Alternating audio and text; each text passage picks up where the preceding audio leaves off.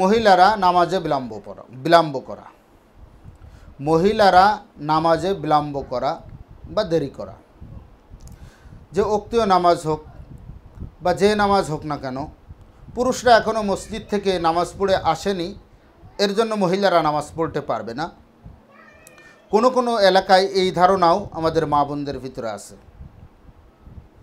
এটা একেবারে জাহালাত, মূর্খতা, জানা নেই। এই জন্য পুরুষের জন্য দেরি করা লাগবে না, বরঞ্চ মা বোনেরা আউয়াল ওয়াক্তে নামাজ পড়ে নেবেন, এটা উত্তম। শুধু মা বোনেরা নয়, পুরুষেরাও আউয়াল ওয়াক্তে নামাজ পড়বে, এটাও উত্তম। তবে হ্যাঁ, আউয়াল ওয়াক্তে না পড়ে যদি আখেরি ওয়াক্তে পড়লে বেশি মানুষ জামাতে শরিক হয়, তাহলে আমার পুরুষ ভাইরা একটু দেরি করে পড়বেন, আখেরি ওয়াক্তের দিকে পড়বেন, যেন মানুষ বেশি বেশি করে জামাতে শরিক হতে পারে। কারণ জামাতে শরিক হওয়ার সওয়াব অনেক। নবী করিম সাল্লাল্লাহু আলাইহি ওয়াসাল্লাম এক হাদিসের মধ্যে বলেছেন, যদি কেউ জামাতে নামাজ পড়ে তাহলে তার একাকী নামাজ পড়ার থেকে 20 গুণ সওয়াব। আর এক হাদিসের ভিতরে আসছে, যদি কেউ একাকী নামাজ পড়ার থেকে জামাতে নামাজ পড়ে তাহলে 25 গুণ সওয়াব বেশি। আর এক হাদিসের ভিতরে আসছে, যদি কেউ একাকী নামাজ পড়ার থেকে জামাতে নামাজ পড়ার সওয়াব 27 গুণ বেশি। তো 20, 25, 27 জামাতে নামাজ পড়ার ক্ষেত্রে 3টা হাদিস বর্ণনা করেছেন নবী করিম সাল্লাল্লাহু আলাইহি ওয়াসাল্লাম। তো আমরা আল্লাহ তাআলা বেশি দিতে পারে, অসংখ্য বেশি, এই ধারণার থেকে আমরা সব সময় বলি আল্লাহ তাআলা জামাতে নামাজ পড়লে 27 গুণ সওয়াব দেবেন। কারণ আল্লাহ তাআলা কখনো কম দেন না, আল্লাহ তাআলা তার বান্দাদেরকে বেশি দেওয়ার চেষ্টা করেন।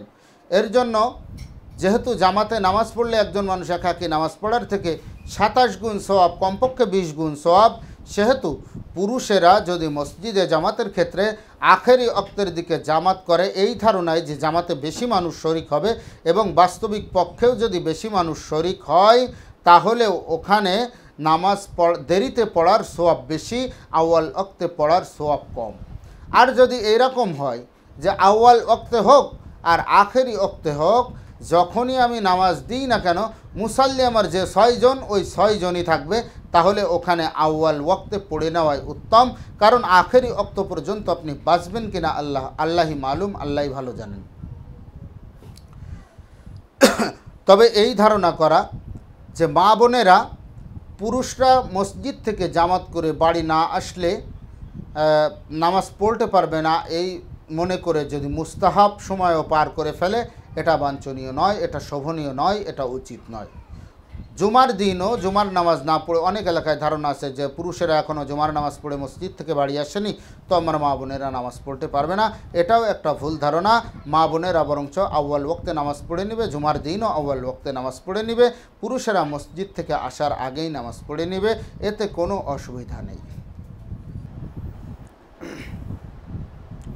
জুমার নামাজ কি ময়দানে সহি হয় না?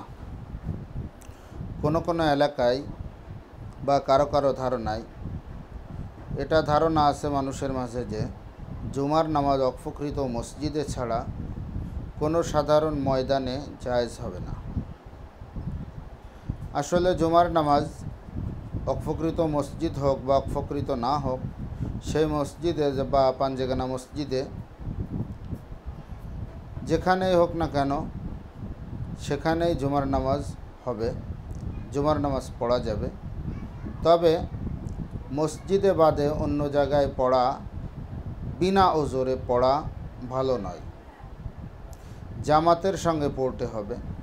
রাসূল করিম সাল্লাল্লাহু আলাইহি ওয়াসাল্লাম হাদিসের মধ্যে বলেছেন, দুনিয়ার সমস্ত জায়গা হলো আমার উম্মতের জন্য মসজিদের মতন। অর্থাৎ দুনিয়ার যে জায়গায় থাকুক না কেন সে জামাতে আদায় করে নিতে পারবে। যদিও জুমার নামাজ মসজিদে ছাড়া জামাতে আদায় করা ঠিক নয়, তবে বিনা ওজরের কারণে অবশ্যই মসজিদে ছাড়া ময়দানেও পড়া যাবে। কিন্তু অনেকের ধারণা ময়দানে জুমার নামাজ পড়া যাবে না, অপকৃত মসজিদেই জুমার নামাজ পড়তে হবে। বিশেষ করে এই প্রশ্নটা আমাদের আহলে হাদিস ভাইরা উঠান, বিশেষ করে যখন টঙ্গীর বিশ্ব ইজতেমার মাঠে লক্ষ লক্ষ মুসাল্লি হয়, তখন এই প্রশ্নটা উঠান যে অপকৃত মসজিদে ছাড়া জুমার নামাজ আদায় করা যাবে না। তো আপনাদেরকে একটু স্মরণ করিয়ে দেই এখানে আছে যে বিনা ওজরে পড়া যাবে না। তো এখানে তো বাস্তবসম্মত ওজর আছে। টঙ্গী ইজতেমার ময়দানে যত লোক হয়, যদি আশেপাশের সমস্ত মসজিদ নয়, শুধু ঢাকা শহরের সমস্ত মসজিদেও যদি জুমার নামাজ পড়ার জন্য যায়, তাহলেও জায়গা সংকুলান হবে না, জায়গায় কম হয়ে যাবে। এর জন্য সেখানে জায়গা না থাকার কারণে, মসজিদে নামাজ পড়ার ব্যবস্থা না থাকার কারণে সেখানে ময়দানে নামাজ আদায় করা হয়, জুমা পড়া হয়।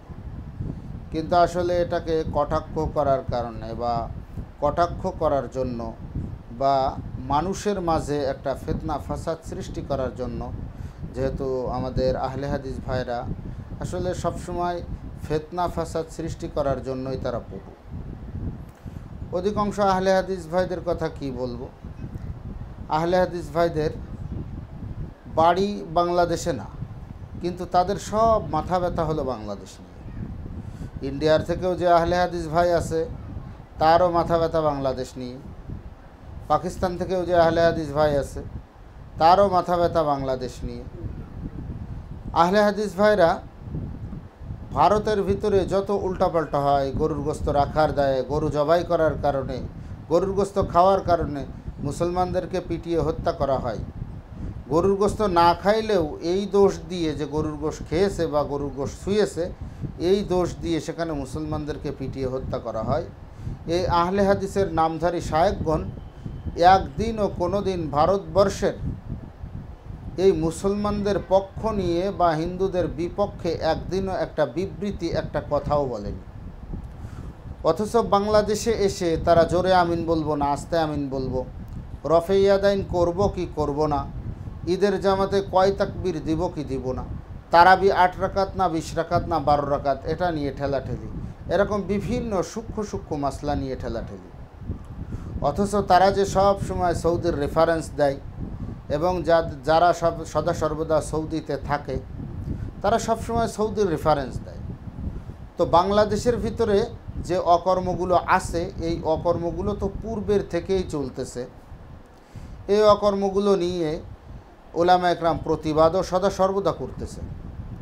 কিন্তু নতুন করে যে সমস্ত ফিতনা ফাসাদ অপকর্মগুলো সৌদি আরব সহ মধ্যপ্রাচ্যের যে সমস্ত দেশে আহলে হাদিস ভাইরা বেশি বিচরণ করেন, সেখানে যে অপকর্মগুলো হচ্ছে, যে মুহাম্মদ বিন সালমান নতুন করে হল চালু করলো, থিয়েটার চালু করলো, এ সম্পর্কে আমার আহলে হাদিস ভাইরা মুখে কুলুপ এঁটে বসে আছেন। মহিলাদেরকে যে বেপর্দা হওয়ার জন্য গাড়ি চালানোর অনুমতি দিল, মাহরম ছাড়া সফরের অনুমতি দিল, এখানে আমার আহলে হাদিস ভাইরা একবারও প্রতিবাদ করেননি। তাদের রুটি রুজি বন্ধ হয়ে যাবে এই ভয়। তারা ভারত থেকেও আসে, তাদের মাথা ব্যথা বাংলাদেশ নিয়ে, পাকিস্তান থেকেও আসে, তাদের মাথা ব্যথা বাংলাদেশ নিয়ে, বাংলাদেশ ছাড়া তাদের অন্য কোথাও মাথা ব্যথা নেই।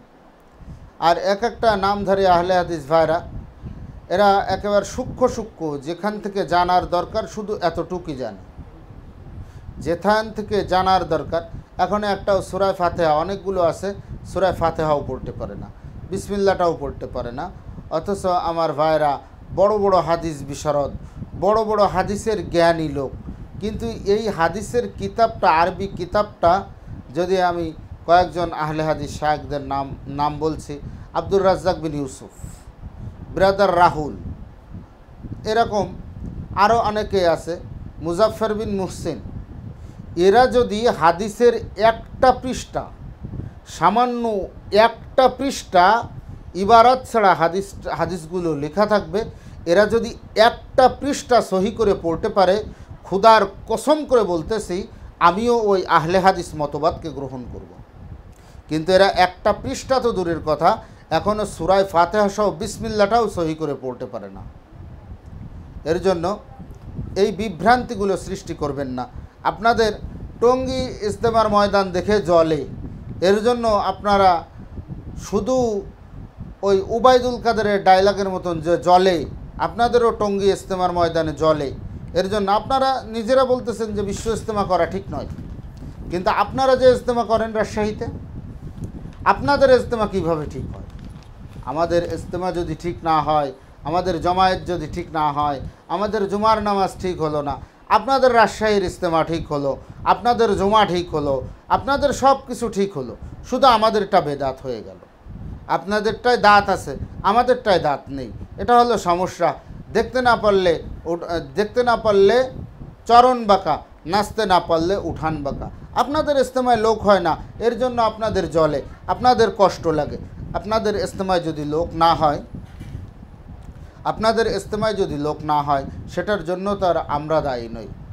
এর জন্য যে মাসলার থেকে আসছিলাম যে জুমার নামাজ ময়দানে হবে কিনা, অবশ্যই যদি কোনো কারণবশত পড়া হয় যে মসজিদের ভিতরে লোক সংকুলন হবে না, তাহলে মসজিদে জামাত হবে এবং অন্য জায়গায়ও জামাত করা হবে। জুমার নামাজ পড়ার ক্ষেত্রে ময়দানে পড়লে কোনো অসুবিধা নেই।